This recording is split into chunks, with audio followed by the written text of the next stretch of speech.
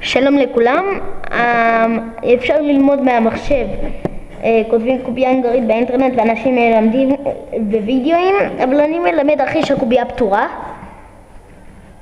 והתבלגן לכם ואתם לא רוצים לערבב אותה לגמרי ואז לפתור מחדש כדי שהיא תהיה פתורה.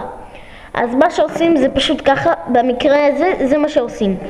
תמיד אם יהיה לכם כאן צבע פתור ואז כאן צבע פתור מולו וזה מה שיהיה לכם באמצע בכל הצבעים, מה שעושים זה ככה, תמיד תסובבו את האמצע פעמיים, לא משנה לאיזה כיוון, אבל פעמיים, כך שיהיה